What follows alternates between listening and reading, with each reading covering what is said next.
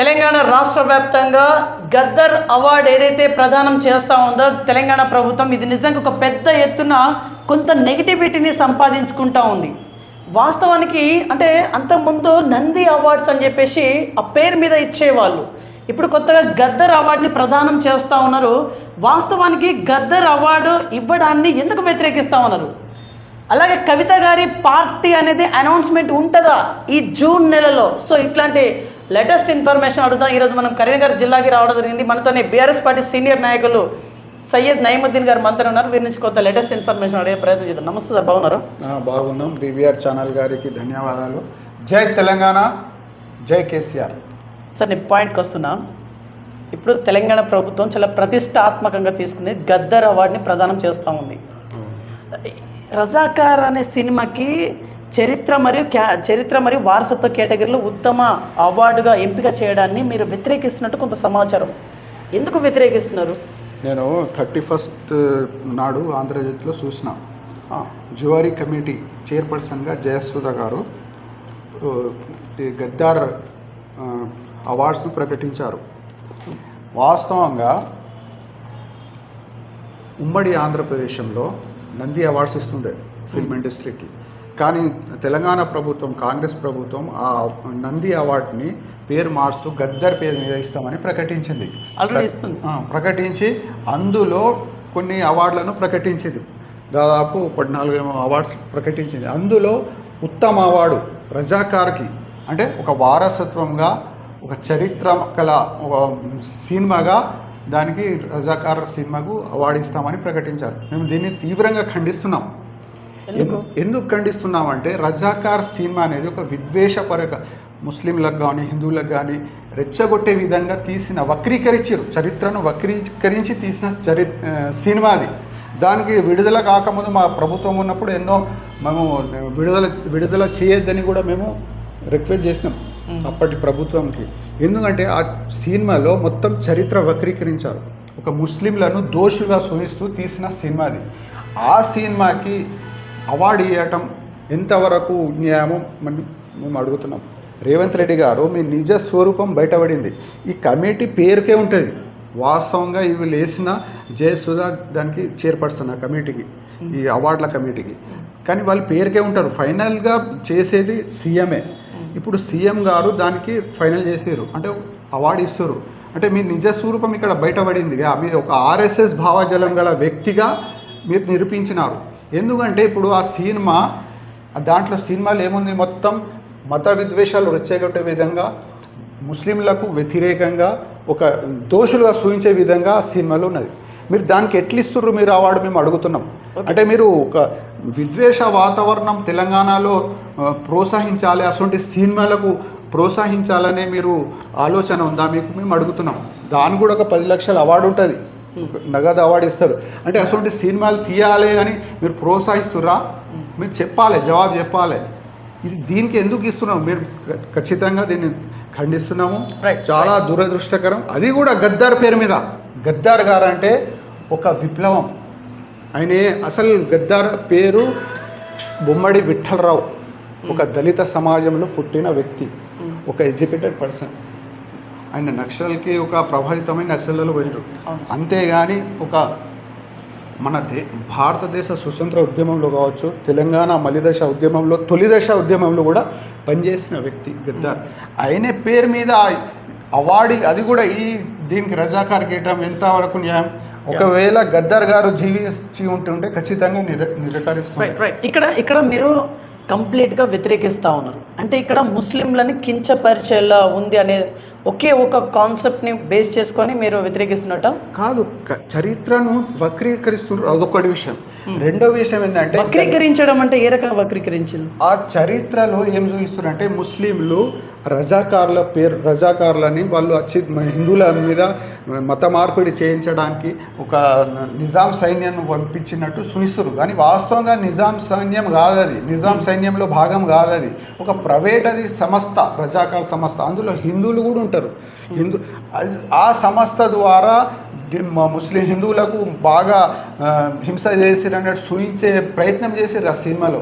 గద్దర్ గారు కూడా ఇప్పుడు జీవితకాలంలో 2 సార్లు నంది అవార్డులు వచ్చినాయి గద్దర్ గారికి, కానీ ఒకసారి తిరస్కరించినారు ఆయన 1976లో, అదేవిధంగా 2011లో 2 సార్లు వచ్చింది.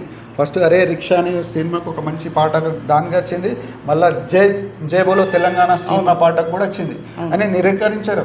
ఆయన పేరు మీదనే నంది అవార్డులు పెట్టి అది కూడా రజాకార్కి ఇచ్చడం ఎంతవరకు న్యాయం చెప్పాలి? రేవంత్ రెడ్డి గారితో మేము అడుగుతున్నాం, మీరు అంటే ఒకటి ఇంగ్లీష్లో ఏమంటారు అంటే హిప్రక్రసీ, అంటే ఒకటి చెప్తున్నది ఒకటి చేస్తున్నది ఒకటి, రైట్ ఆలోచన ఉంటుంది. రైట్. రజాకార్ల సినిమాని మీరు వ్యతిరేకిస్తున్నారు కదా, యాక్చువల్లీ రజాకార్లు అంటే ఎవరు?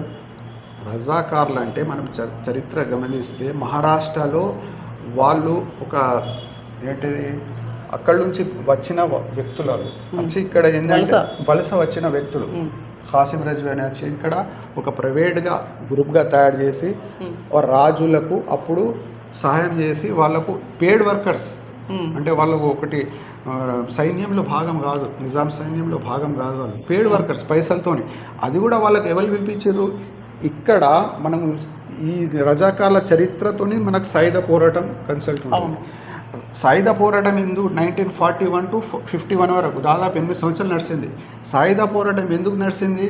ఇక్కడ భూస్వాములు, పట్టేదారులు, అది మళ్ళీ దాసి వ్యవస్థకు వ్యతిరేకంగా, జోగని వ్యవస్థకు వ్యతిరేకంగా, వెట్టి చాకిరికి అంటే భూమి కోసం, వెట్టి చాకరి విముక్తి కోసం పోరాడిన పోరాటం అది. ఆ పోరాటంలో పోరాడి ఆ భూస్వాములకు తరిమి కొట్టిర్రు ఊర్ల నుండి. ఎవరు? రైతులు తరిమి కొడితే వీళ్ళు రజాకాలకు పిలుపుకొచ్చుకొని తన ప్రొటెక్షన్ కోసం పెట్టుకున్నారు. ఎవరు? భూస్వాములు. ఆ భూస్వాములు తెచ్చుకున్న తర్వాత ఆ రజాకాలలో హిందువులు కూడా ఉన్నారు. ఫస్ట్ కమాండర్ రజాకారులు హిందువులు ఉన్నారు, ఇతర మతస్థులు కూడా, అన్ని మతస్థులు. వాళ్ళ పైసల కోసం పనిచేసిన వాళ్ళు ముస్లింలు కారు. కానీ ఇక్కడ సినిమాలు ఏం చూపించారంటే ముస్లింలే వీళ్ళు చేసిరు హిందువుల మీద అరాచకాలు, హింస అని చూపిస్తారు. అది ఇంతకుముందు కూడా కేరళ సినిమా వచ్చింది, స్టోరీ కశ్మీర్ ఫైల్స్ వచ్చినాయి. ఇలాంటిదే ఈ సినిమా కూడా తీసుకొచ్చి ఒక ముస్లింలకు దోషులుగా చూపించడానికి ఆర్ఎస్ఎస్ సంబంధించిన ఎజెండాలో భాగం ఇది. ఓకే, ఈ సినిమాలు తీసి ఒక ఆర్ఎస్ఎస్ అంటున్నారు అంటే ఇక్కడ దీన్ని ప్రొజెక్ట్ చేసేది బీజేపీ 100% ఆర్ఎస్ఎస్ కు భాగమే కదా బీజేపీ అంటే. ఓకే, అందులో శాఖనే కాబట్టి వాళ్ళే పైసలు ఎట్లా చెప్తారు మీరు? ఇప్పుడు ఆర్ఎస్ఎస్ దీన్ని ప్రోత్సహిస్తుందని ఎట్లా చెప్పగలుగుతున్నారు? వాళ్ళే సినిమా పెట్టుబడి ఎవరు పెట్టారు, దాని డైరెక్టర్ ఎవరు, దాని ప్రొడ్యూసర్ ఎవరు? బీజేపీ వాళ్ళే. ఇటువంటి రెచ్చగొట్టే సినిమాలు తీసేసి వీళ్ళే కదా. కశ్మీర్ ఫైల్స్ తీసారు, అదేవిధంగా కేరళ స్టోరీ తీసారు. అది కేరళ స్టోరీ అయితే మనకు సుప్రీంకోర్టులో కూడా వాళ్ళు ఒప్పుకున్నారు ఇది కల్పితం అని. దీంట్లో అంటే రియాలిటీ చూపించారు, మొత్తం కల్పితం.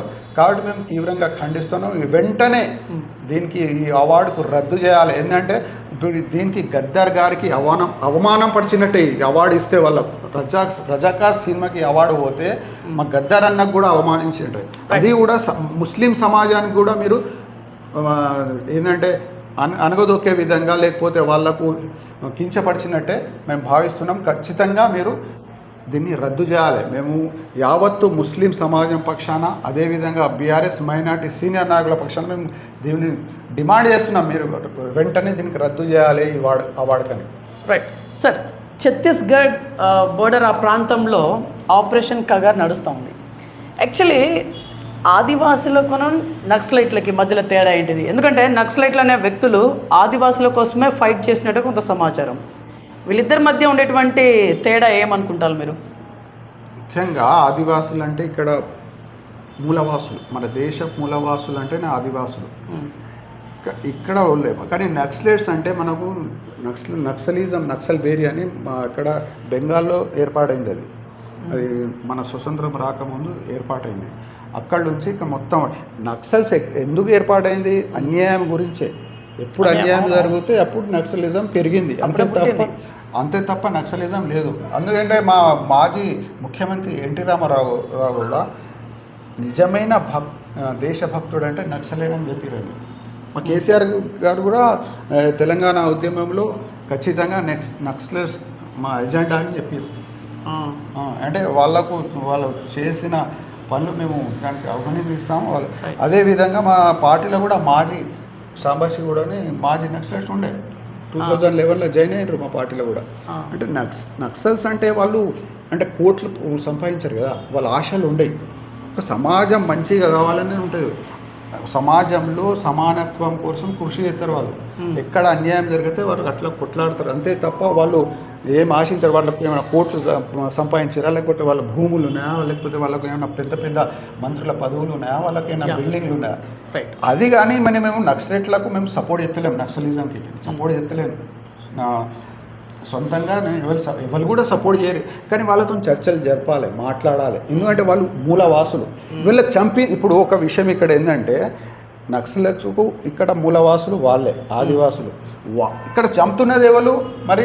ఆర్య సమాజానికి చెందిన బ్రహ్మ సమాజానికి చెందిన ఆర్యులు, బయట నుండి వచ్చినవారు, సింధు నది నుండి వచ్చిన ఆర్యులు వీళ్ళు చంపుతున్నారు. ఇప్పుడు మూలవాసులకు చంపుతున్నది వీళ్ళే. వీళ్ళు ఇప్పుడు అమిత్ షా కానీ వాళ్ళు ఆర్య సమాజానికి చెందిన నార్త్ ఇండియన్ మొత్తం దాదాపు ఆర్య సమాజానికి చెందిన వాళ్ళే వాళ్ళు. అంటే ఆర్య సమాజంలో హిందువులు కూడా ఉంటారు, ముస్లింలు కూడా ఉంటారు, అన్ని కులాల్లో ఉంటారు. కానీ వాళ్ళ బయట నుండి వచ్చిన వాళ్ళు. ఇక్కడ ఆదివాసులు అంటే మూలవాసులు. మేము మూలవాసులం, నువ్వు కానీ నేను కానీ ఇక్కడ మూలవాసులం. మేము అక్కడి నుంచి వచ్చినాం, ఆదివాసులతోనే బయటకు వచ్చిన వాళ్ళమే మేము. వాళ్ళకు చంపుతుంటే మాకు బాధ అనిపించదా? వాళ్ళ దగ్గర వెపన్స్ ఉన్నాయి, వాళ్ళు తిరగబడుతున్నారు, వాళ్ళు అక్కడక్కడ పోలీసులను కూడా చంపేస్తూ ఉన్నారు కాబట్టి తిరగబడాల్సిన వాళ్ళు కూడా చంపారు. మేము ఖండిస్తున్నాం దానికి. పోలీసులు అమాయకంగా వాళ్ళు డ్యూటీ చేస్తే వీళ్ళు చంపారు, మేము ఖండిస్తున్నాం. కానీ ఇప్పుడు సపోజ్కి ఒక ఇద్దరు కొట్లాడుకుంటే మేము ఏం చెప్తామంటే మీరు రాండి, మేము మాట్లాడతాం, మీకు చర్చ చేస్తామని చెప్తారు. కానీ మీరు ఇద్దరు దోస్తానా చేసుకోరు, తర్వాత మేము చర్చ చేస్తామంటే కుదురుతుందా? లేదు. ఇప్పుడు ఇక్కడ అదే చెప్తారు వీళ్ళు. మరి వీళ్ళు ఏమంటారు అంటే మీరు ఆయుధాలు కానీ తుపాకులను పక్కకు పెట్టిర్రి, మేము కామ్ అవుతామంటారు. దానికి అయితే వాళ్ళు చర్చ జరిపిన తర్వాత వాళ్ళు ఇసి పెడతారు కదా. అది ఫస్ట్ చర్చలు జరపాలి కదా. మేము చర్చలే అంటారు కదా వీళ్ళు. ఇది తప్పు కాదా మరి? ఓకే, ఇప్పుడు ఒక కొత్త పేరు వినిపిస్తూ ఉంది, అర్బన్ నక్సలిజం అని చెప్పేసి, అర్బన్ నక్సలైట్లు అని చెప్పేసి. ఈ పేరు వెనకాల ఉండేటువంటి రహస్యం ఏమనుకుంటారు మీరు? అర్బన్ నక్సల్స్ అంటే ఇప్పుడు మనం కొంచెం చరిత్రలో పోవాలి. చరిత్రలో పోతేనే మాకు అర్బన్ నక్సల్స్ ఏంటిదని అర్థమవుతుంది. దాదాపు 1818లో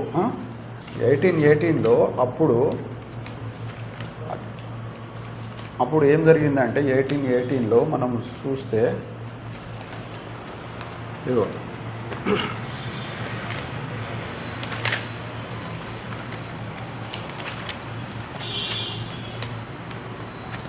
ఇప్పుడు 1818లో అప్పుడప్పుడే మన భారతదేశంలో బ్రిటిష్ వారు ఆక్రమిస్తున్నారు, మొత్తం ఎంటర్ అవుతారు. అప్పుడు మహారాష్ట్రలో ఒక భాగం ఉంటుంది, భీమ్ కోరేగాం అని ఒక సామ్రాజ్యం. అది మరాఠాకి సంబంధించిన సామ్రాజ్యం.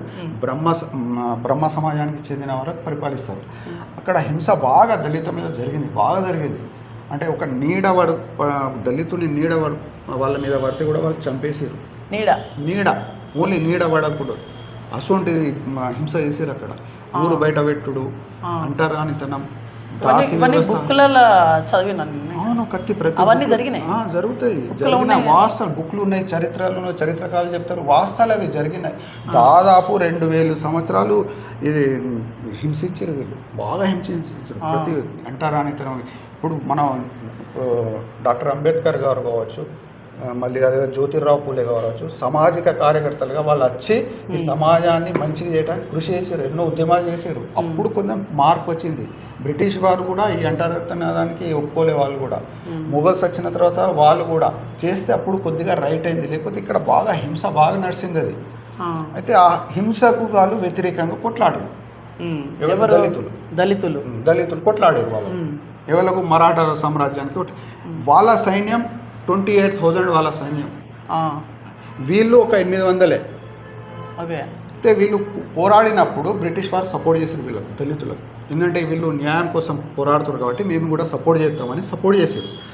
అందులో గెలుపు దళితులైంది. దళితులు గెలుపు అయితే వాళ్ళు ఏం చేశారంటే అక్కడ కోరేగాంలో ఒకటి పిల్లర్ కట్టారు, విక్టరీ పిల్లర్ అంటే విజయ స్తంభ్ అని కట్టి వాళ్ళు ప్రతి సంవత్సరం పోయి సెలబ్రేషన్ చేసుకుంటారు, మేము గెలిచినామని. ఒక అన్యాయానికి మేము ఓడించినామని ఒక సెలబ్రేషన్ చేశారు. 1927లో మన అంబేద్కర్ గారు కూడా అక్కడ వేరు. ఎందుకంటే అంబేద్కర్ గారు ఫస్ట్ హిందూగా నేను పుట్టినా, కానీ హిందూగా నేను చావా, ఎందుకంటే నాకు బుద్ధిజం నాకు మంచి నచ్చింది, నేను బుద్ధిజంలోనే స్వీకరించారు. స్వీకరించిన తర్వాత అక్కడ వేరు వాళ్ళు సెలబ్రేషన్ చేసారు, అక్కడ ప్రసంగం కూడా చేసారు అంబేద్కర్ గారు. అప్పటి నుంచి అక్కడ అభివృద్ధి కూడా చేసారు వాళ్ళు. చేసినప్పటి నుంచి ప్రతి సంవత్సరం పోతారు దళితులు అక్కడ చేసి సెలబ్రేషన్ చేస్తారు.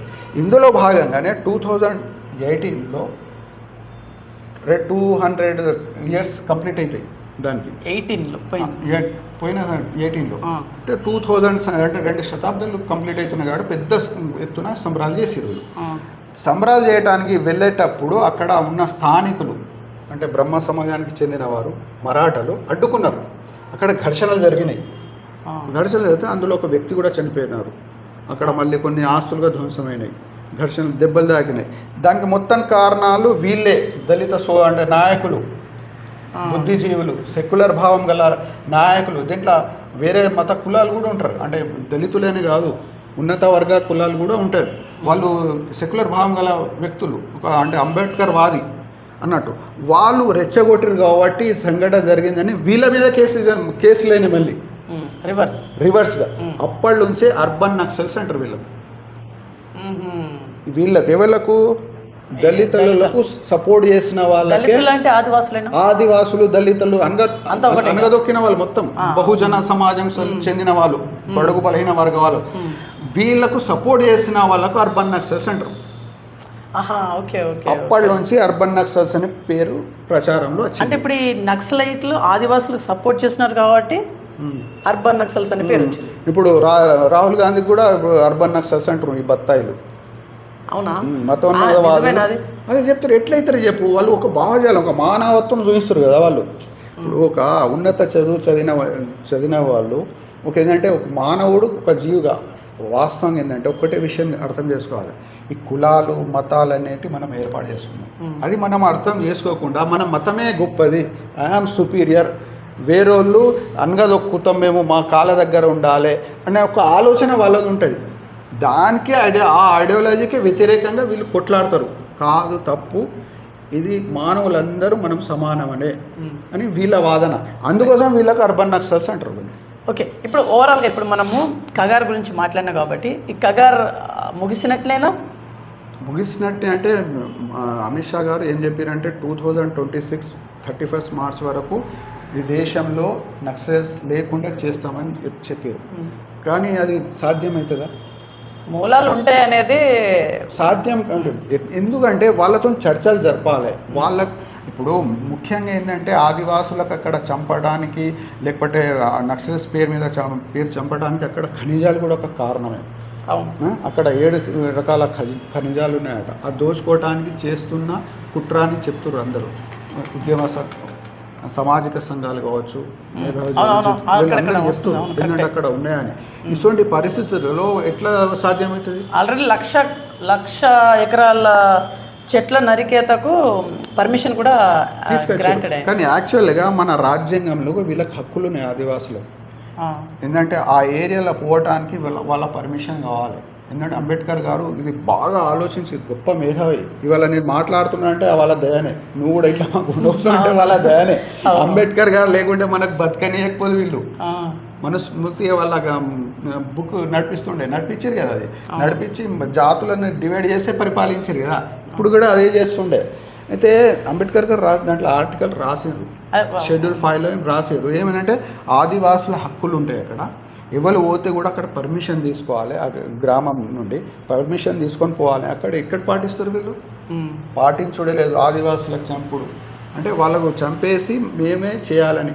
ఇప్పుడు సపోజ్కి ఎగ్జాంపుల్ అంట, అమెరికాలో కూడా, అమెరికా స్టేట్లో కొలంబస్ పోయినప్పుడు అక్కడ రెడ్ ఇండియన్స్ అని, అంటే బ్లాక్ అమెరికన్సే ఉండే అక్కడ, తెల్ల అమెరికన్స్ ఎవ్వరు లేకుండా అక్కడ. అయితే ఈయన వాస్కో డి గామా మొత్తం ప్రపంచం తిరిగిండు కదా, పోయి అన్న మళ్ళీ యూరోపియన్స్కి చెప్పిండు అక్కడ బాగా ఖనిజాలు బాగున్నాయి, బాగా గోల్డ్ వెళ్తుంది అంటే, వీళ్ళు పోయి అక్కడ మొత్తం చంపేసారు వాళ్ళు. బ్లాక్ ఇప్పుడు అమెరికన్స్ లేరు అక్కడ, దాదాపు లేరన్నట్టుగా. వాళ్ళ ఆదివాసులు అక్కడ, వాళ్ళ అమాయకులు, వాళ్ళకు ఎన్నో రకాలుగా హింసించి చంపేసారు.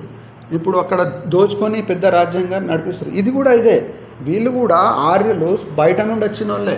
ఇక్కడ ఆదివాసులకు చంపుతున్నారు అంటే మా పూర్వీకులు చంపుతున్నట్టు కదా, మేము మాకు బాధ ఉండదా? కానీ ఇప్పుడు బిజినెస్ కోసం ఇదంతా జరుగుతుంది మనం అనుకోవచ్చు. ఫర్ ఎగ్జాంపుల్ అనుకుందాం, ఆదివాసులకి ఇలా భాగస్వామ్యాలు చేసి వాళ్ళకి ఇలా షేర్ ఏమైనా ఇస్తే చేయొచ్చు, చేయొచ్చు అట్లా చేయరు వాళ్ళు.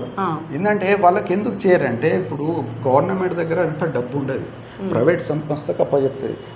ప్రైవేట్ సంస్థ ఎందుకు చెప్తుంది? అది ప్రైవేట్ సంస్థ లాభం చూస్తుంది కదా, అదాని అంబానీ వాళ్ళే. మా భారతదేశంలో ఒక 10 మంది దగ్గరనే డబ్బు మొత్తం. ఇప్పుడు 80 లక్షల మందికి రేషన్ ఇస్తున్నారంటే 80 లక్షల మంది బీదోళ్ళే కదా. అవును, తక్కిన ఎందరు వాళ్ళు ఒక 10-20 మంది దగ్గర మొత్తం డబ్బు ఉంది. అంటే మనకు గుజరాతీ మార్వాడీల దగ్గరనే డబ్బు మొత్తం, వాళ్ళకే కాంట్రాక్టులు. వాళ్ళు వచ్చిందే వలసవాదులు, వాళ్ళు వలసవాదులు, మేము కాదు వలసవాదులు, అర్థం చేసుకోవాలి అది ఫస్ట్. వాళ్ళు బయట నుండి వచ్చి మాకు చంపుతుర్రు అంటే మేము ఊకుంటామా? మేము ఖచ్చితంగా గల్లం విప్పాలి కదా. రైట్. ఆపరేషన్ సింధూర్ సార్, ఇది ముగిసింది అని చెప్పేసి మనం అనుకోనికి లేదు. ఆల్రెడీ కేంద్ర ప్రభుత్వం చెప్తా ఉంది ఆపరేషన్ సింధూర్ ఇంకా కంటిన్యూషన్లోనే ఉంది, ఇంకా ముగియలేదని చెప్పేసి. మన దేశ ఎంపీలు ఇతర దేశాలకు వెళ్ళి ఇక్కడ ఏం జరిగిందో కంప్లీట్ ఎక్స్ప్లెయిన్ చేయడానికి ట్రై చేస్తూ ఉన్నారు. దీన్ని మీరు ఎలా చేస్తూ ఉన్నారు? ఒకటి తెలుగులో సామెత ఉంది, చేతులు కాలిన తర్వాత ఆకులు పట్టుకుంటే ఏం లాభం అని. ఎందుకన్నారు ఈ మాట? ఎందుకన్నా అంటే, ఇప్పుడు స్టార్టింగ్లో పహల్గాంలో ఉగ్రదాడి జరిగింది, చాలా బాధాకరం, దురదృష్టకరం, అందరు ఖండిస్తారు, బాధపడ్డారు. కానీ వాళ్ళ గురించి చేసింది వీళ్ళు ఏం లేదు, ఇప్పటి వరకు వాళ్ళకు కూడా పట్టుకోలేదు. రెండో విషయం, అప్పుడే పోయి వీళ్ళు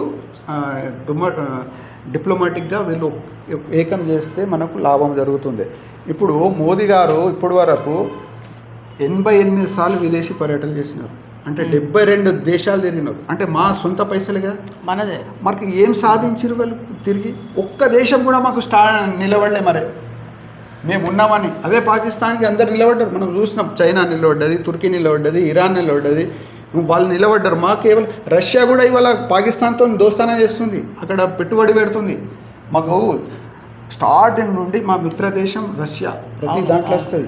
అది కూడా చేంజ్ అవుతుంది వీళ్ళ పాలసీల వల్ల. వీళ్ళ పాలసీ, డిప్లొమాటిక్ పాలసీ ఫెయిల్ ఉన్నది. వీళ్ళు ఇప్పుడు పోయి వీళ్ళు సెలబ్రేషన్ చేసుకుంటారు పాకిస్తాన్లో మేము గెలిచినట్టు. వీళ్ళు పోయి అక్కడ పోతే ఏడవడానికి వచ్చారా అని చెప్పారా? ఒక మాట స్టార్టింగ్ చేయని ఉంటుంది.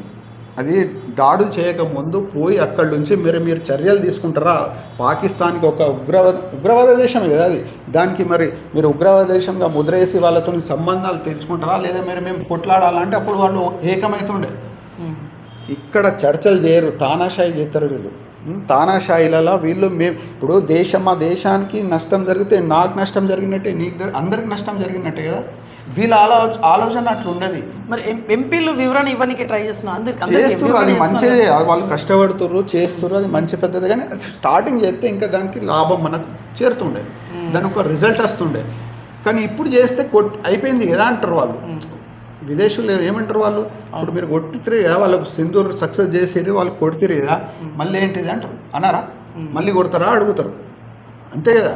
ఇప్పుడు వాళ్ళు ఒక కమిటీలు వేసి, ఇప్పుడు మన దగ్గర ఎంతో టెక్నాలజీ, ఇంటెలిజెన్స్ పెరిగింది, దాని ద్వారా పట్టాలి వాళ్ళకు. ఇప్పుడు పుకార్లు ఏం లేస్తున్నాయంటే అసలు వీళ్ళే చేసిరు కావచ్చు, వీళ్ళే చేయించారు కావచ్చు. ఎందుకంటే ముస్లింలకు ఇప్పుడు మనము చూస్తే కొన్ని మన ఆధార్, ఇప్పుడు ఈమె ఆపరేషన్ నాయకత్వం వహించిన ఖురేషి, సోఫియా ఖురేషి, ఆమె మీద ట్రోలింగ్ చేసింది. ఆమె పోయి కొట్లాడితే ఒక ఎంపీ, ఒక మంత్రిగా ఉండి కూడా విజయ పాషా మంత్రి అని ఎట్లా ట్రోలింగ్ చేసి ఇంట వ్యాఖ్యలు చేసిన, పాకిస్తాన్ చెందిన వాళ్ళు ఉగ్రవాదులకు చెల్లెగా వచ్చి చెప్పారని. సుప్రీంకోర్టు కూడా వీళ్ళ మీద చర్యలు తీసుకోవాలి. ఇటువంటి వీళ్ళు చేస్తుంటారు. ఇంకొక విషయం ఏంటంటే, ముఖ్యంగా మొన్న ఒకటి గోహత్య కేసులో అరెస్ట్ చేస్తే వాళ్ళు హిందువులే లేరు, అంటే ముస్లిం బదలాం చేయడానికి కూడా వీళ్ళు చేస్తారు. ఇది మొత్తం ఏంటంటే ఎలక్షన్ ఎజెండా, వీళ్ళు ఎలక్షన్లో ఎట్లా గెలవాలి అదే ఎజెండాతో ప్రకారం నడుస్తారు వాళ్ళు. రైట్. మన స్టేట్ విషయానికి వద్దాం. రేవంత్ రెడ్డి గారిని మీ బీఆర్ఎస్ కార్యకర్తలు, నాయకులు అక్కడక్కడ తెలంగాణ ద్రోహి అన్నట్టుగా మీరు ఎందుకు చెప్తున్నట్టు? రేవంత్ రెడ్డి గారు ఇప్పుడు బ్రహ్మాండంగా 17 నెలల పాలన ప్రజాపాలన నడుస్తూ ఉంది, మీరేమో తెలంగాణ ద్రోహి అంటా ఉన్నారు. ఇదెక్కడి మాట? ఎక్కడ నడుస్తుంది? జనాలలో ఇప్పుడు కూడా కేసీఆర్ కావాలంటారు. వాస్తవం ఇది, నిజమా? నిజం. ఏంటంటే మొత్తం సంక్షేమ పథకాలు ఆపేసారు, నడుస్తలేవు, పైసలు లేవు, పోసుకోర్రి నా దగ్గర అంటే ఒక ముఖ్యమంత్రి హోదాలు అంటారా? నాకు చెప్పులు నాకు దొంగతలు చేయడానికి వచ్చినట్టు, నాకు అక్కడ అప్పులు తీసుకోవడానికి కూడా ఒక ముఖ్యమంత్రి చెప్పే మాటలు అవి అటువంటి మాటలు సార్. ఇప్పుడు ఖజానాలో డబ్బులు లేవు, ఇప్పుడు నిజాయితీగా చెప్తున్నాడు అనుకోవచ్చుగా మనం. ఎందుకు ఆయన నిజాయితీగా చెప్తున్నారు? అప్పుడు ఎలక్షన్లప్పుడు అది ఇచ్చేస్తా ఇది ఇచ్చేస్తా అట్లా చేసేస్తా అని ప్రజలకు మోసం చేసుడు తప్పు కదా మరి? ఎన్ని 420 హామీలు ఇచ్చి దీనికి ఆయన క్లారిటీ కూడా ఇచ్చిండు. ఒక్కటే విషయం, ఇప్పుడు ఉద్యమంలో కూడా మనం గమనిస్తే రేవంత్ రెడ్డి గారు ఉద్యమంలో కూడా తెలంగాణకు ద్రోహిగానే ఉన్నారు. ఏంటంటే చంద్రబాబు నాయుడుకే బాగా తుత్తుగా పనిచేసినారు. 2011లో కరీంనగర్లో రణభేరి జరిగింది టీడీపీది. అప్పుడు ఆల్రెడీ టీఆర్ఎస్ పార్టీ వాళ్ళు రాజీనామా చేసినారు తెలంగాణ కోసం ఎంపీలు కావాలి. మీరు కూడా రాజీనామా చేయమంటే చేయలే. వీళ్ళు ఇక్కడ సర్కస్ గ్రౌండ్లో కరీంనగర్లో ఇక్కడ లోకల్లో సర్కస్ గ్రౌండ్లో బహిరంగ సభ జరిగితే మేము అడ్డుకుంటామని చెప్పినాం. మేము చెప్పి వాళ్ళకు టమాటాలతో గుడ్లతో కొట్టినాం. వాళ్ళ కార్లు వస్తుంటాయి. అప్పుడు రేవంత్ రెడ్డి గారు రైఫల్ పట్టుకొని వచ్చారు నల్గొండ నుండి. మా మీద రైఫల్ పెట్టిండు ఆయన, ఉద్యమకారుల మీద రైఫల్ పెట్టిన వ్యక్తి. అప్పటి నుంచే రేవంత్ రెడ్డి గారికి రైఫల్ రెడ్డి అంటారు. రేవంత్ రెడ్డి అనరు, ఇక్కడ కరీంనగర్లో మొత్తం రైఫల్ రెడ్డి అంటారు ఆయన. ఎందుకంటే ఆయన ఉద్యమకారుల మీద రైఫల్ పెట్టిండు ఆయన. మళ్ళీ అదే తెలంగాణ వచ్చింది, ఒక ఆయన అదృష్టమో ఏమో సీఎం అయ్యారు. ఓకే, అయిన తర్వాత కూడా టీఎస్ను తీసేసి టీజీ పెట్టిండు. కోట్ల నష్టం. అది దానికి ఏం లాభం చెప్పండి? ఒక అనాలోచిత నిర్ణయమే కదా. ఒక వ్యతిరేక అంటే కేసీఆర్ గారికి వ్యతిరేకంగా ఏనో చేయాలి, నా పేరు వెళ్తుందని టీజీ తర్వాత మళ్ళీ ఎస్ పెట్టుడే కదా. తెలంగాణ స్టేట్ అంటే ఎస్ పెట్టుడే కదా. మళ్ళీ అదే టీఎస్ పెడితే తెలంగాణ స్టేట్ కదా. ఇంత కూడా ఆలోచన ఉండదా? అంటే వ్యతిరేకంలా మాకు నష్టం జరుగుతుంది. అదొకటి. మళ్ళీ ఏంటంటే ఒక సందర్భంలో చిట్చాట్ చేస్తూ ఏం చెప్పిండంటే ఉమ్మడి ఆంధ్రప్రదేశ్ ఉన్నప్పుడే మంచిగా ఉండే అని చెప్పిండు. ఈ దద్దమ్మలు కాంగ్రెస్ వాళ్ళు మరి ఎట్లా చెప్తే ఒక ముఖ్యమంత్రిగా ఉన్నావు అని చెప్పచ్చుగా, చెప్పలే. అందుకోసం మా కేసీఆర్ గారు ఎప్పుడు కానీ కాంగ్రెస్ నాయకులకు దద్దమ్మలు అంటారు. ఎందుకంటే ఉమ్మడి రాష్ట్రం ఉన్నప్పుడు చంద్రబాబు నాయుడు గారు సీఎం ఉన్నప్పుడు తెలంగాణ అనే పదం అసెంబ్లీలో నిషేధించారు. అసలు తెలంగాణ మాట చెప్పొద్దని. అప్పుడు కూడా కాంగ్రెస్ వాళ్ళు ఏం మాట్లాడలేదు. ఓకే, ఇప్పుడు కూడా అదే పరిస్థితి ఉంది అని రేవంత్ రెడ్డి గారు ఇప్పుడు వరకు జై తెలంగాణ చెప్పలే. మన తెలంగాణకు ఒక ముఖ్యమంత్రి ఒక జై తెలంగాణ చెప్పలే. మరి ఆ కాంగ్రెస్ నాయకులు ఏం చేస్తున్నారు మరి? రైట్. ఇప్పుడు రేవంత్ రెడ్డి గారు అధికారంలోకి రాకముందు ఉద్యమకారులని పట్టించుకుంటా ఉద్యమకారులకు కొన్ని ఫెసిలిటీస్ ఇస్తా అని చెప్పేసి వారు అన్నారు. 17 నెలలు అయిపోయింది. మొన్ననే మనము అవతరణ దినోత్సవం కూడా జరుపుకున్నాము. ఏం చెప్తారు ఉద్యమకారుల గురించి? ఉద్యమకారులకు 200 గజాలు ఇస్తా అని చాలా స్పష్టంగా మేనిఫెస్టో పెట్టిరు వాళ్ళు. అవును, పెట్టారు, వాగ్దానాలు చేశారు. అదే చెప్పిళ్ళు. ఇప్పుడు వరకు ఏం లేదు, దానికి అత్తా లేదు పత్తా లేదు. అంటే ఒక ఓటు తీసుకుందామనే ఆలోచనతో చేసిన పని అది. ఎందుకంటే ఉద్యమకాలు వాస్తవంగా 90% వాళ్ళకు ఏం పదవులు రాలేదు. 90%గా వాళ్ళు అనేక విధంగా ఆర్థికంగా మానసికంగా ఎందరో పిచ్చోలైపోయారు, ఎందరో భూములు అమ్ముకున్నారు, ఎందరో చరిత్ర ఉంది ఉద్యమకారులది. వాళ్ళకు పట్టించుకునే నాదుడే లేడు. కేసీఆర్ గారి ప్రభుత్వంలో కొందరు జరిగినాయి, అందరికీ న్యాయం జరగదు, కొందరు జరిగింది. ఇక్కడ కూడా జరుగుతుండే, కానీ ఇక్కడ కొత్త ఎమ్మెల్యేలు రావడం వల్ల వాళ్ళ అనుచరులకు చేసుకున్నారు. వాళ్ళు చేసే వరకు వీళ్ళకి న్యాయం జరిగింది, వాస్తవం ఇది. కానీ అందరికీ న్యాయం జరగదు కదా ఒక్కసారి. కానీ రేవంత్ రెడ్డి గారు అదే సబ్జెక్ట్ మీద అదే సెంటిమెంట్ మీద ఓట్లు తీసుకొని ఇప్పుడు మోసం చేస్తలేడా? మరి మేబీ చేస్తారేమో. ఇప్పుడు ఇంకా 2 సంవత్సరాలు అయిన తర్వాత, 1 సంవత్సరం అయిన తర్వాత చేస్తాం. మరి అట్లా ఏం చర్యలు లేవుగా, ముంగడ కనబడతలేము. మరి డిమాండ్ చేస్తున్నాం. మరి మీరు ఇచ్చిన అందరు అప్లై చేసుకున్నారు 200 గజాలు, మరి ఉద్యమకారులకు ఇవ్వండి. మరి మీకు దమ్ము ధైర్యం ఉంటే 17 నెలలు అయింది కదా, ఇంకా మేబీ 18 నెలలు, ఇక్కడ 15 దాటింది, 17. మరి ఇంకా 2 years అయితే 1 year అయితే మళ్ళీ ఎలక్షన్లోనే పోతుంది కదా. చేసే ఆలోచన ఉంటే ఇప్పుడు వరకే చేస్తుండే. ఇప్పుడు ఏంటంటే ఇప్పుడు సీట్ మీద కూర్చున్నా అయిపోయి అన్నట్టు ఉన్నది. ఎవ్వరికి మోసం చేయలే, అందరికి మోసం చేసిండు కదా. రైతులకు కావచ్చు, విద్యార్థులకు కావచ్చు, మహిళలకు కావచ్చు. మహిళలకు స్కూటీ ఇస్తానని ఇచ్చిండా, 2500 ఇస్తానని ఇచ్చిండా, తులం బంగారం ఇస్తానని ఇచ్చిండా. అదేవిధంగా మన విద్యార్థులకు కూడా 2500 ఇస్తానని ఇచ్చిండా, తులం బంగారం ఇస్తానడు, షాదీ ముబారక్ కానీ కళ్యాణ లక్ష్మణ్ ఇచ్చిండా. అసలు అంటే ఎన్నో చెప్పిండు, ఇప్పుడు కూడా చెప్తాడు, కానీ ఏం చేయడు. డబ్బులు లేక డబ్బులు అప్పుడు ఏం చెప్పిండు రాకముందు, అదే మేస్త్రి, నేను మూఠా మేస్త్రి, లేబర్ తీసుకుంటే కట్టేస్తా అన్నాడు. కట్టేసి సీఎం అయిన తర్వాత అక్కడ బిందెలు లేవు, లంక బిందెలు లేవు అంటాడు. అటువంటి మాటలు ఒక జోక్గా అయిపోయింది. అయితే ఆయన ఏదో ఊహించుకొని వచ్చిండు, బట్ ఇక్కడ అప్పుల పాలు చేసిళ్ళు కేసీఆర్ గారు అనేదే వాదన. వాస్తవం. అలాంటప్పుడు కేసీఆర్ గారికి మర్యాద ఇవ్వాలి, గౌరవించాలి అనే ఒక అనుభవం ఉన్నది. అప్పులు చేసినందుక? అప్పులు ఎందుకు చేసిండు? ప్రతి ఒళ్ళు చేస్తారు అప్పులు. ఇప్పుడు ఇల్లు నేను కట్టుకుంటే అప్పు చేయనా? అప్పు ఎక్కడ పెట్టిన అప్పు తీసుకొచ్చి? అదే ఆయన మీటింగ్ చేస్తుండే ఇప్పుడు ఇక్కడ పోలీస్ క్వార్టర్స్లో, అది కట్టింది కేసీఆర్ గారే కదా. పెద్ద పెద్ద ప్రాజెక్టులు కావచ్చు, ప్రాజెక్టులు, స్కూళ్ళు, కాలేజీలు, కలెక్టరేట్ బిల్డింగ్లు ఇవన్నీ కట్టింది కదా. అప్పు చేస్తేనే కట్టుడు అవుతుంది కదా.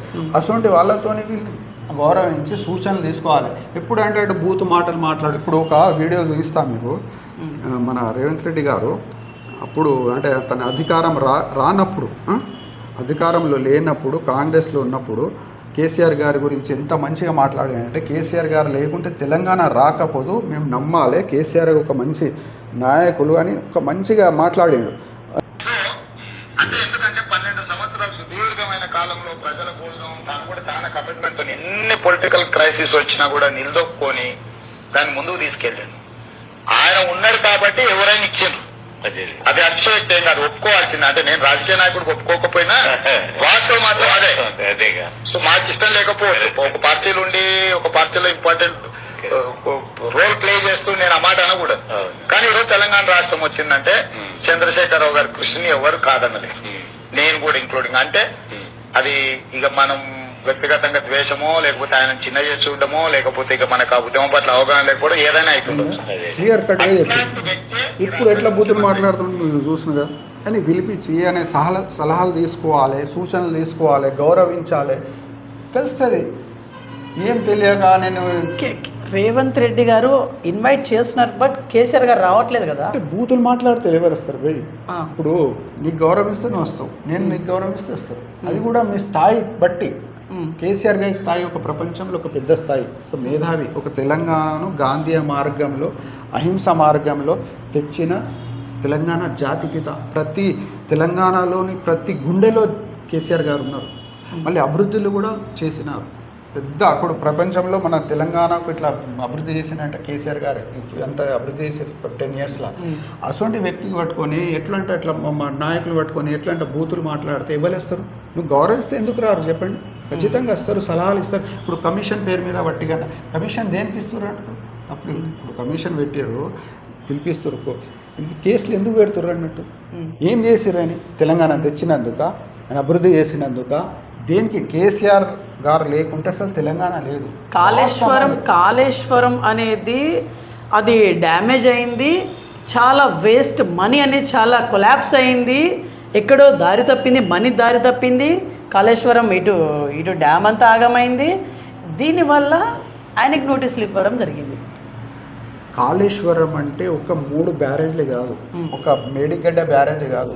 మేడిగడ్డ బ్యారేజ్కే 180 పిల్లర్లు ఉన్నాయి. నేను కూడా చూసిన. ఒక 3 పిల్లర్లే పొంగిపోయినది, క్రాక్ వచ్చింది ఒక 3 పిల్లర్లకే. దానికి రిపేర్ చేయొచ్చు. దాన్ని పట్టుకొని మొత్తం కాళేశ్వరమే కూలిపోయిందంటే ఎట్లా? దానికి 3 బ్యారేజ్లు ఉంటాయి. సుందీర్లా, అన్నారం, 15 రిజర్వేర్లు ఉంటారు. భూమిలో తవ్వుకుంటారు పోతారు. టన్నర్స్ 200 కిలోమీటర్ టన్నర్స్ ఉన్నాయి. 121 పంప్ హౌస్లు అన్నీ ఉన్నాయి. అవన్నీ పెద్ద ప్రాజెక్ట్. అది ప్రపంచంలో ఇంత పెద్ద ప్రాజెక్ట్ లేదు. లిఫ్ట్ ఇరిగేషన్ ప్రాజెక్ట్ అంటే వరల్డ్ ఫేమస్. అమెరికా పేపర్లో వచ్చింది దీని గురించి. అక్కడ నుంచి ఇక్కడ వచ్చి చూసిర్రు ప్రాజెక్ట్ గురించి. అటువంటి ప్రాజెక్టు బంద్ పెట్టి కేసీఆర్ గారి పేరు ఖరాబ్ చేయాలి అని చేసి ఒక దురాలోచనతో చేస్తే పంటలు ఎండిపోయినాయి. ఇప్పుడు మా భూగర్భ జలాలు కిందికి జారిపోయినాయి. అప్పుడు కాళేశ్వరం నడుస్తున్నప్పుడు మొత్తం జలాలు మీద వచ్చినాయి, ఇట్లా తవ్వుతే నీళ్ళు వచ్చినాయి. ఇప్పుడు మాకు నష్టం జరుగుతలేదా?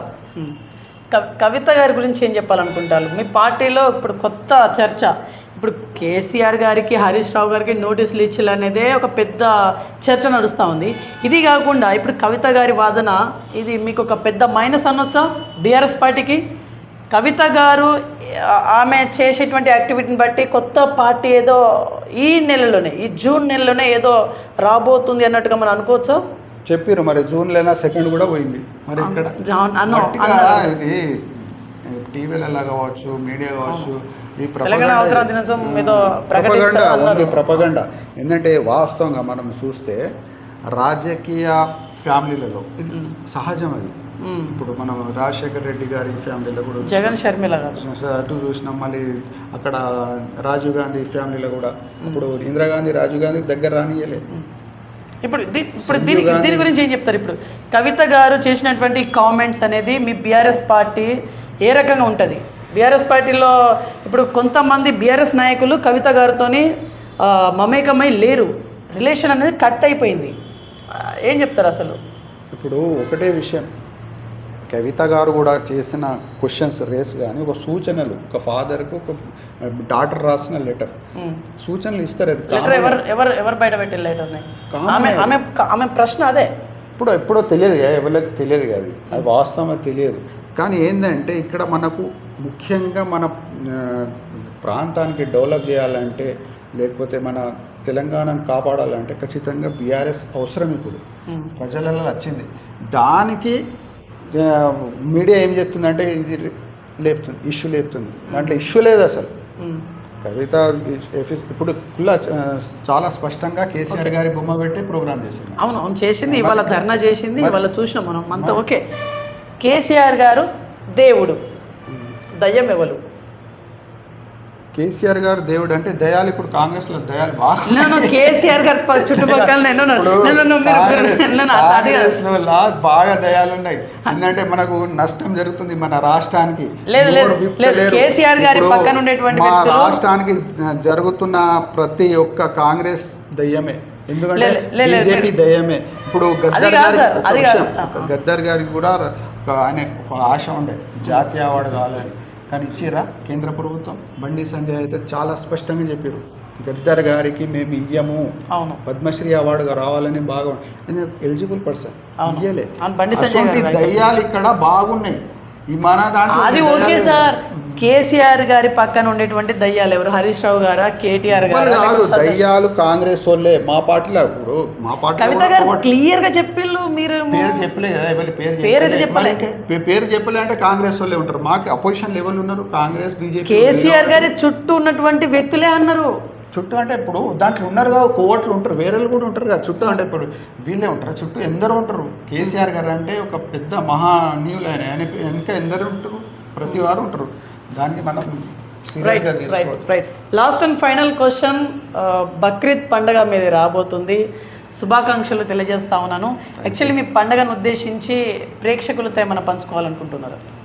బక్రీద్ పండుగ అంటే మాకు వాస్తవంగా ప్రతి మతంలో ఆచారాలు ఉంటాయి. మాకు ముఖ్యంగా 2 పండుగలు ఉంటాయి, ఒకటి రంజాన్, ఒక బక్రీద్.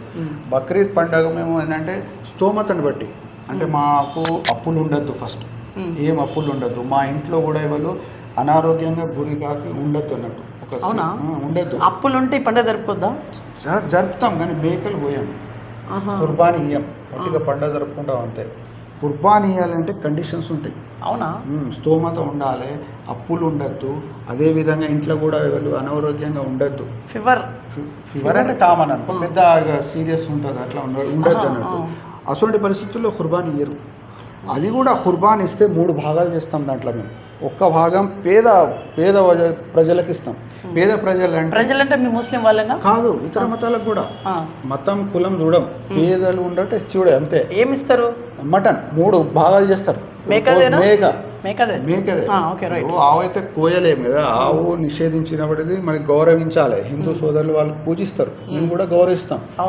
వేరే సంప్రదాయాన్ని, వేరే మతాలను గౌరవించాలి, మాకు నేర్పిరు మా ఇస్లాంలో అదే. మా మతాన్ని అనుసరిస్తూ వేరే మతాలను గౌరవించాలి. కాబట్టి మేము అది కట్ చేయం. మేము కట్ చేసేది ఏంటిది? మేకలు గేదెలు బర్రెలు అవి దాంట్లో 3 భాగాలు చేస్తే ఒక భాగం పేద ప్రజలకు ఇస్తాం, 2వ భాగం మా చుట్టాలకు పంచుతాం, 3వ భాగం మాత్రమే మా కుటుంబ వాళ్ళు వాడుకుంటాం.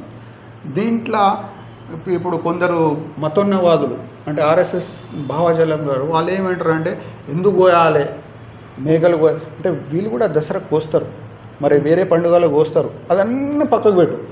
మన ప్రపంచంలో ఎక్కువ బీఫ్ సప్లై చేసేది మన భారతదేశం 2వ ప్లేస్లో ఉంది ప్రపంచంలోనే. అర్థమవుతుందా? Brazil first, India second beef ఎక్స్పోర్ట్లో. బీఫే ఆవులను కోసి విదేశాలకు ఎక్స్పోర్ట్ చేసి రవాణా చేసి సంపాదిస్తారు. వీళ్ళెవరు? హిందూ సోదరులే. మరి హిందూ సోదరులే వాళ్ళు పేర్లు మాత్రం ముస్లిం పేర్లు పెడతారు, ఏంటి అరేబియన్ అని, మళ్ళీ అదేవిధంగా అల్ కబీర్ అని, అల్ నూర్ అని, దానికి సంబంధించిన ఓర్లలు మొత్తం హిందూసే. మరి అది దానికి తప్పు కొట్టరు, మరి దాన్ని ఆపాలి. మరి అవి ఆపరు. కానీ ఇవే ఇప్పుడు దాదాపు ఒక సర్వే ప్రకారం ఈ పండుగకు ప్రపంచం వ్యాప్తంగా అయితే దాదాపు 300 బిలియన్ల గొర్రెలు కావచ్చు, ఎద్దు మోసములు కావచ్చు, చేపలు అవన్నీ కడిగెత్తారు పండుగ రోజు. మన భారతదేశంలో 1 కోటి మీద కడిగేస్తారు. అది కూడా సంవత్సరానికి ఒకసారే మా పండుగ. అర్థమవుతుందా? కానీ రోజు కడిగేసి 1 కోటి మీద ఉన్నాయి. మరి అంటే 12 సంవత్సరానికి అంటే ఒక్కసారి కదా, 12 నెలలకు ఎంత అవుతాయి? మరి 36 కోట్లు కావా? అవును, ఎక్కువ కడిగెత్తలేరా? దానికి ఏమి ఇబ్బంది లేదు. కానీ రంజాన్ అప్పుడు మన బక్రీద్ పండుగ అన్నప్పుడు వాళ్ళకి గుర్తొస్తుంది, ఎందుకు కోస్తారు, కోయొద్దు, జంతువు చంపద్దు, అసలు మాటలు నీతి మాటలు మాట్లాడతారు. మరి వాళ్ళు చేసేది ఏంటి? వ్యాపారం చేస్తారు, పైసలు సంపాదిస్తారు, అంత బిజినెస్ చేస్తారు. మేము మా మతం యొక్క ఆచారాన్ని మేము పాటిస్తే వాళ్ళకి ఇబ్బంది ఎందుకు? మేము అదే అడుగుతున్నాం. అది కూడా మళ్ళీ మేము మేకకో గేదెనో ఏదైనా కడిగేసి మనం చేస్తే అది బీఫ్ అని చంపిన సంఘటనలు కూడా ఉన్నాయి. ఎంత దురదృష్టకరం! ఏంటంటే మేము మానవులం, తోటి మానవులకు కూడా మేము ఆదరించాలి, అంతే కదా.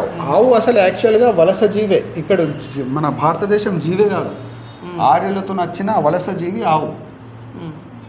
ఆ ఆవు పేరు మీద ఒక మనుషులను చంపుతానంటే అది కూడా వాళ్ళ చంపకముందే. ఇప్పుడు వెమ్లాడలో కూడా చూడు, ఇప్పుడు చనిపోయారు. బాధ కదా.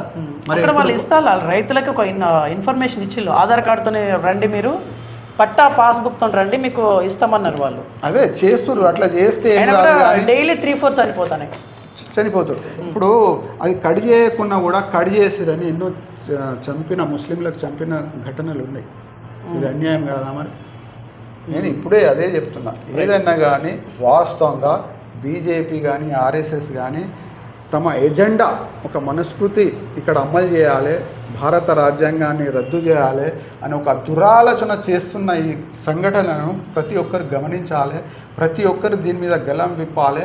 ఎందుకంటే మన భారతదేశంను ప్రేమించిన ప్రతి వ్యక్తి, ఎందుకంటే ఇక్కడ మనం పుట్టినాం, ఇక్కడ మన దేశాన్ని మేము ప్రేమిస్తాం, మన భారతదేశం మంచిగా ఉండాలని ఆలోచించిన ప్రతి వ్యక్తి ఇటువంటి విషయాల మీద మాట్లాడితేనే అప్పుడు వాళ్ళు ఆగుతారు. వీళ్ళకి ఆగకపోతే మన భారతదేశం నష్టం, బాగా తీరని నష్టం జరుగుతుంది. రైట్. సో ఇది ఇవాళ ఇన్ఫర్మేషన్ చూస్తున్నాను BVR TV news. Until then బాబాయ్, టేక్ కేర్.